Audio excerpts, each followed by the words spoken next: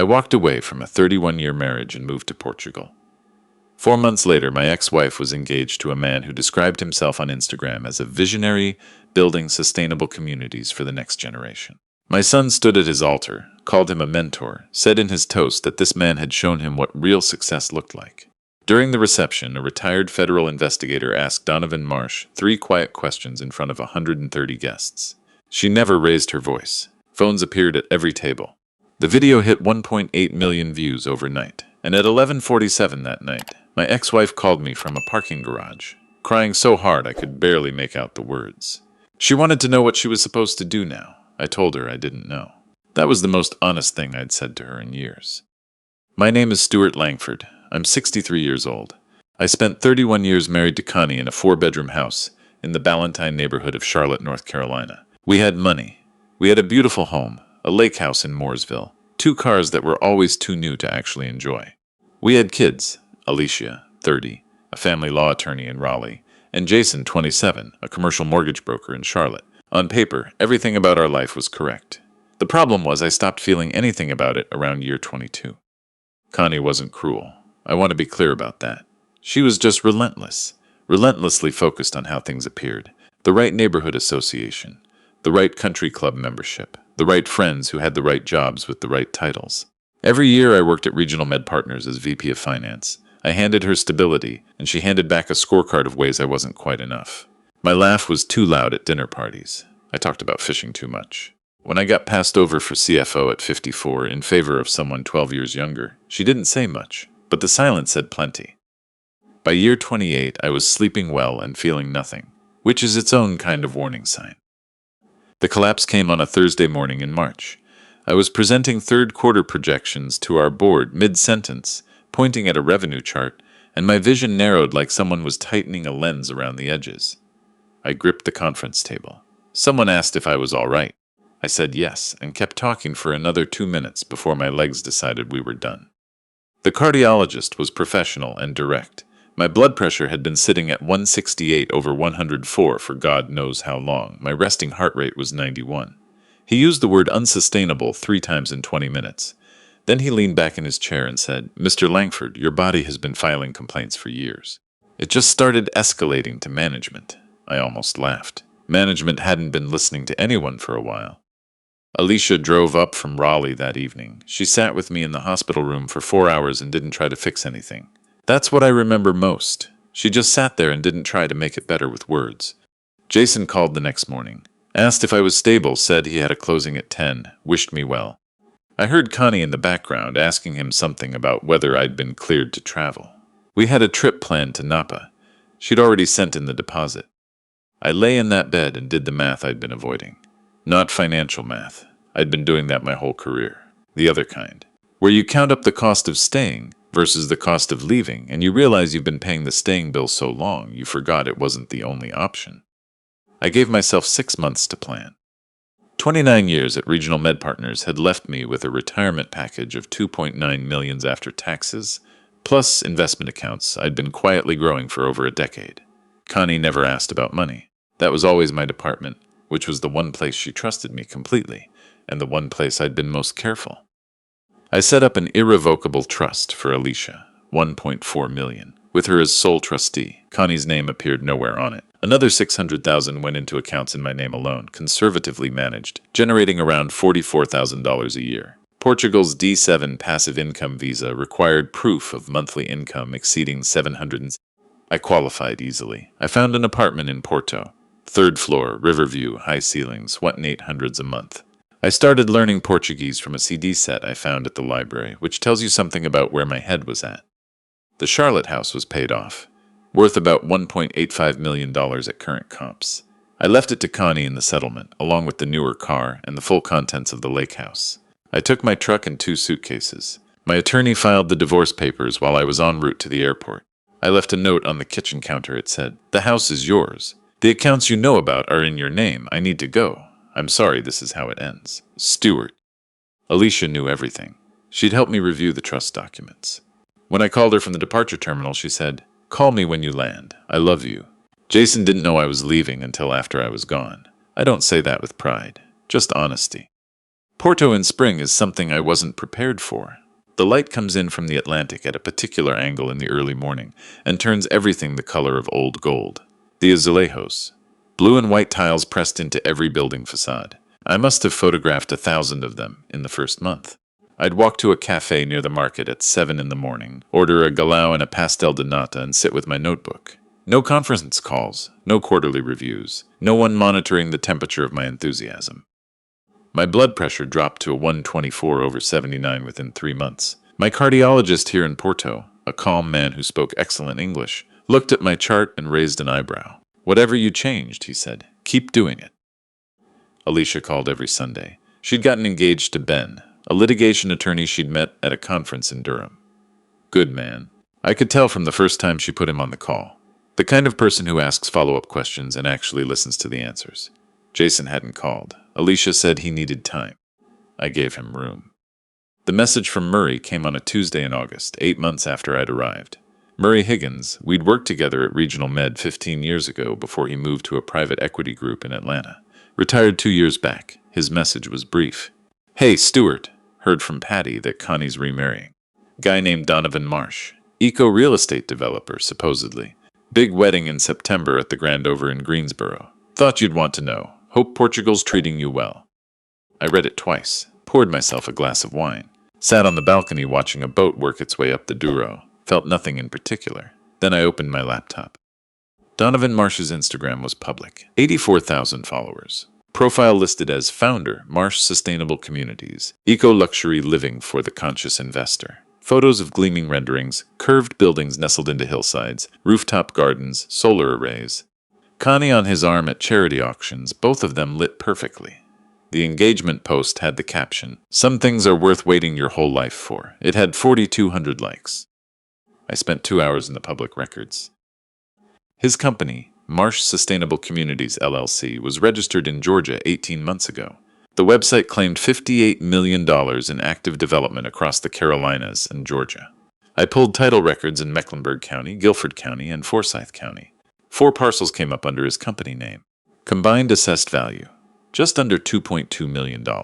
The flagship project he featured most prominently, Heron Ridge Eco Resort in Asheville, was titled to a different developer entirely. Donovan was listed in the county planning documents as a marketing consultant on that project. Not the builder, not even the contractor. 2 civil judgments, one from a retired couple in Savannah who'd invested $280,000 in a 2022 development that never broke ground. Fraud by misrepresentation, judgment for $390,000 including damages. A second from a contractor in Alpharetta, unpaid materials, $47,000 filed in one 18 months ago. The Georgia Secretary of State showed a prior company, Marsh Green Ventures, voluntarily dissolved in early 2022, months after a Better Business Bureau formal complaint listing 4 unresolved investor disputes. I called Alicia. She answered on the second ring. I started to explain and she said, "Dad, I already know. I've been looking at him for 2 weeks. Ben's firm had run a background check as soon as Murray's wife mentioned the engagement at a mutual friend's birthday. It's worse than you think," she said. Before Georgia, there was a company in Tennessee. Same model. Eco Resort Fund, accredited investors, minimum buy-in of $50,000. Company dissolved in 2019. Investors are still waiting on $1.3 million. I closed my eyes and listened to the city outside my window. "There's more," she said. "Jason isn't just the best man. Donovan's been talking to him about partnering on the Carolina projects. Jason mentioned investing his savings, his whole savings, about $65,000. My chest tightened. Not a cardiac event, just a father hearing a number attached to his son's future. "I can't stop the wedding," I said. "Jason won't listen to me. He barely speaks to me." A pause. "I know," Alicia said. "But public records have a way of surfacing, especially at the right moment, in the right room." I thought about that for a full day. Then I scrolled through my contacts and found a name I hadn't called in 9 years. Judith Holt. We'd met when I testified before an SEC enforcement panel regarding a billing compliance issue at Regional Med. She was lead counsel on the case, had spent 30 years in the agency's enforcement division, and had a reputation for being the most polite person in any room right up until the moment she wasn't. She'd retired to Chapel Hill. Still did expert witness work in securities fraud cases. I'd sent her a bottle of Duro Red at Christmas for 3 years after that testimony. She always sent a handwritten note back. I called her. Her voice was exactly the same, measured, precise, a little amused. Stuart Langford. Porto agrees with you? I saw your retirement announcement. It does, Judith. I need a favor. Not a legal favor, a social one. I explained everything. The wedding, Donovan's history, Jason's planned investment, Connie's situation. I wasn't looking for a scene. I wasn't trying to blow anything up. I was trying to make sure that in that room, at that moment, someone asked the questions that should have been asked before any of this started. Someone credible. Someone who knew exactly what she was looking at. Long quiet. Then, I know 3 women on Connie's book club committee through the Chapel Hill Arts Board. Getting myself on the guest list won't take much. Another pause. I won't make accusations, Stuart. I'll ask questions. The kind that make people curious enough to open a browser. I sent her everything. The title records, the civil judgments, the Georgia complaint, the Tennessee dissolution. She called back the next day. The Tennessee situation is worse than the filing shows. I have a contact in their financial crimes unit. Off the record, there's a pattern. She didn't say anything else about it. She didn't need to. 3 weeks before the wedding, Jason called. The first call since February. His voice was careful, formal, like he was talking to someone he owed a conversation he'd rather not have. Dad, I wanted you to know I'm standing up at Mom's wedding. Donovan asked me personally. He's a good man. Built something real. He stopped. He's everything. A pause. He didn't finish the sentence, but I heard what was underneath it. He's everything you weren't. I'm glad your mother found someone who makes her happy, I said. I meant that, or at least I was trying to. Then why does it feel like you're judging it? I gripped the balcony railing. The Duro was bronze in the late afternoon. Jason, you're good at your job because you don't take a borrower's word for their financials. You pull the documents, you verify, do that here. Not because I'm asking you to, because that's who you are. Silence. Then this isn't a mortgage file, Dad. This is Mom. I know it is. Just run the numbers. He hung up. My dinner went cold. The evening was still beautiful. Those 2 things can both be true at the same time. The wedding was September 14th at the Grand Over Resort in Greensboro. 130 guests. Alicia attended. She and Connie had maintained a civil relationship through everything. She texted me through the evening. 6:22 p.m. Arrived. Mom looks stunning. Donovan's working the room like it's a pitch deck. Smile for every table. 6:51 p.m. Ceremony was short. Vows were about vision and legacy. Donovan wrote them himself. Lots of words about building something that matters. 7:08 p.m. Judith Holt is here. Dad, she looks like she chairs museum boards. Silver hair, pearl earrings, navy wrap dress. Seated 2 tables from the head table. Introduced herself as an old friend through the arts board. Mom accepted it completely. 7:34 p.m. Judith talking to Donovan at the cocktail hour. He's charmed. Showing her his phone, the renderings. She's nodding, asking what looked like admiring questions.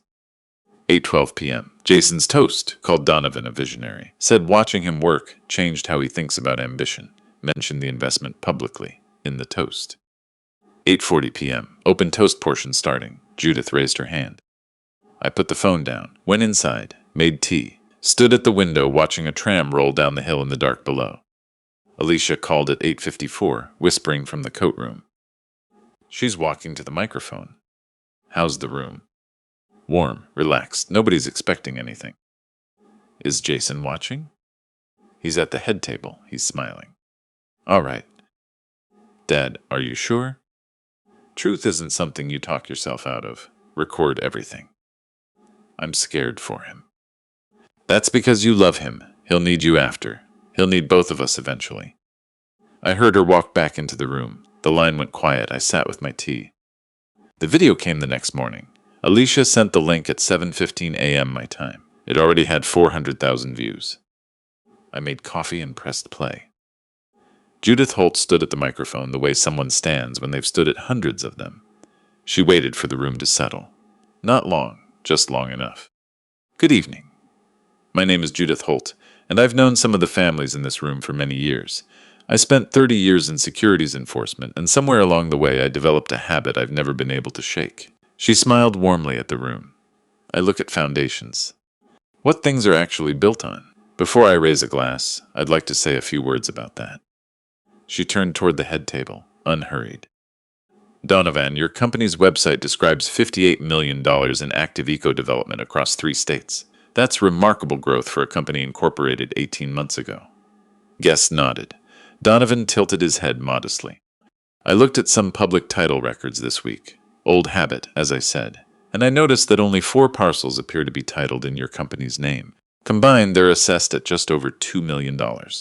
The Heron Ridge project you feature most prominently online. The title on that property belongs to a different developer. The county planning records list your company as a marketing consultant. She said it the way you'd say it to a colleague. Factual, not unkind. Phones emerged at every table, quietly at first. There are also 2 civil judgments of record in Georgia. One involves a couple from Savannah who invested $280,000 in a project that never broke ground. The court found fraud by misrepresentation. And before the Georgia company, there was a firm in Tennessee, dissolved in 2019, with unresolved investor claims exceeding $1.3 million. The room was absolutely still. Donovan had stopped smiling. His color changed. He started to rise from his chair. Judith looked directly at him, then at Connie, then slowly across the room. I'm not here to cause harm.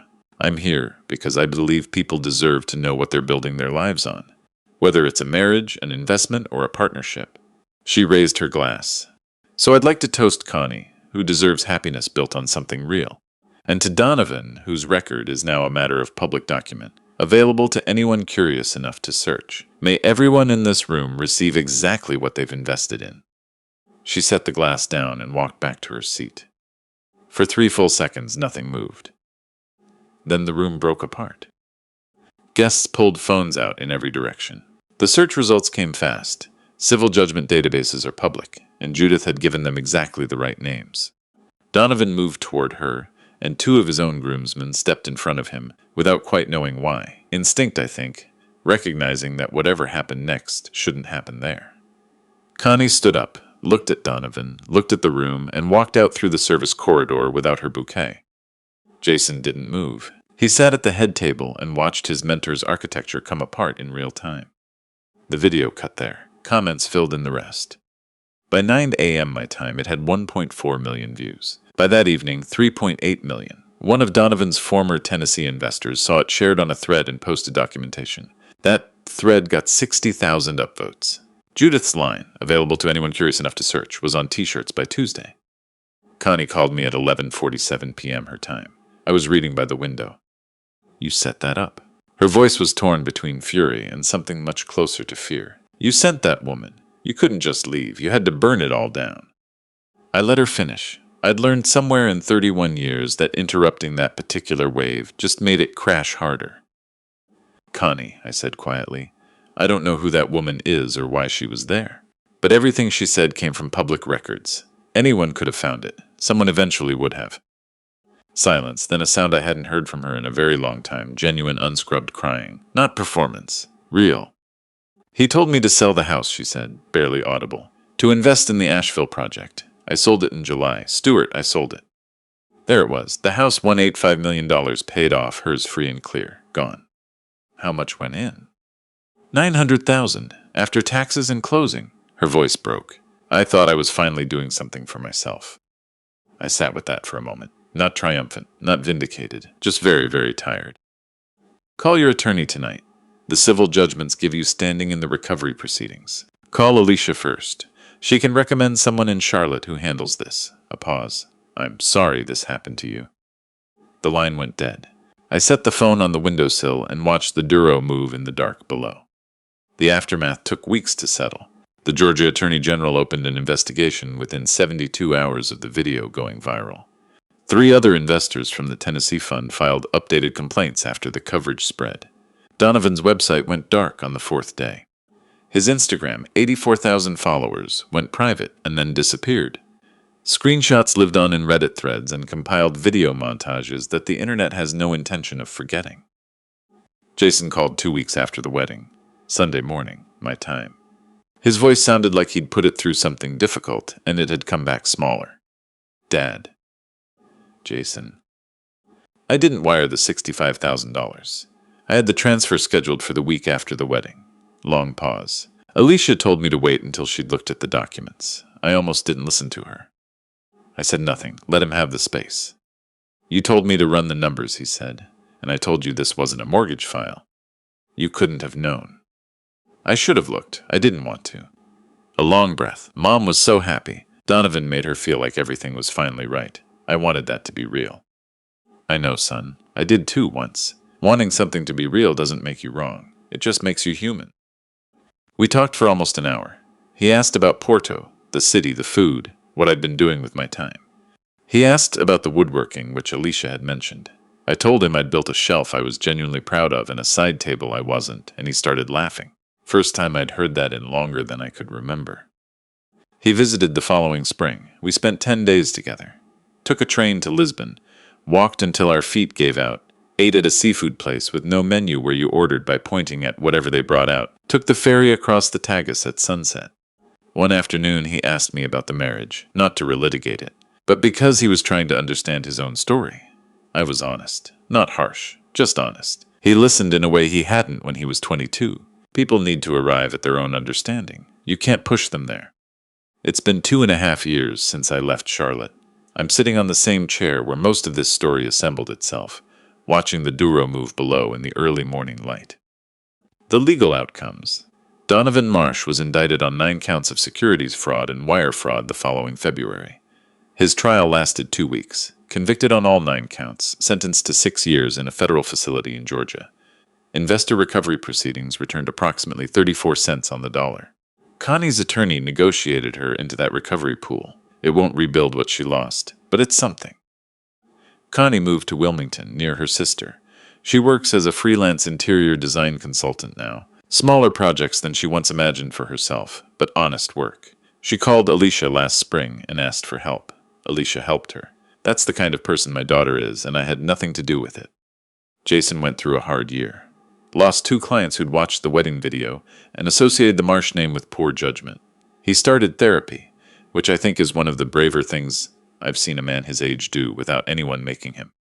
He's with someone now, a pediatric occupational therapist from Greensboro named Kira, who laughs easily and says exactly what she means. He called me last month and said he thought I'd like her. That's probably the best endorsement he could give. Alicia and Ben married in Raleigh in June, small ceremony at a botanical garden. I walked her down the aisle and cried more than I expected and less than I probably deserved to. She danced with me to a song her mother and I had danced to once, a long time ago, and I held on to that moment and let the old one go. My health is better than it's been since my 40s. Blood pressure 118/71. Resting heart rate 62. The cardiologist just nods now when he sees the chart. My Portuguese is good enough to argue about soccer and order wine without pointing. I have neighbors who check on me, a Tuesday pottery class where I'm consistently the worst person in the room, and a shelf I built by hand that holds actual books. The investment accounts have grown to just over $900,000. Annual passive income runs about $46,000. My expenses are $28,000. I am, for the first time in a long time, exactly what I have. No more, no less, and nothing borrowed. People ask if I'm happy. I understand why they ask. But the word doesn't quite cover it. Happy is weather. It changes, it passes, you can't plan around it. What I have feels more like bedrock. Something I stopped being able to fake a long time ago, and finally stopped needing to. I spent 31 years believing that staying was the same as loyalty, that shrinking was the same as grace. I was wrong on both counts, and eventually my body told me so in a language I couldn't argue with anymore. If any part of this sounds familiar, don't wait for the collapse. The warning signs are quiet for a long time and then very loud all at once. Listen before the volume goes up. The lesson I paid for with 3 decades. Foundations don't lie. Not in real estate, not in relationships, not in the stories people construct about themselves. Check what's underneath before you put your life on top of it. Public records exist. Patterns repeat. And your gut, the one you've been quietly overruling for years, has been right the whole time. These stories matter because someone paid for the lesson so you don't have to pay full price. If it reached you, pass it on to someone who needs to hear it. I'll be on the balcony.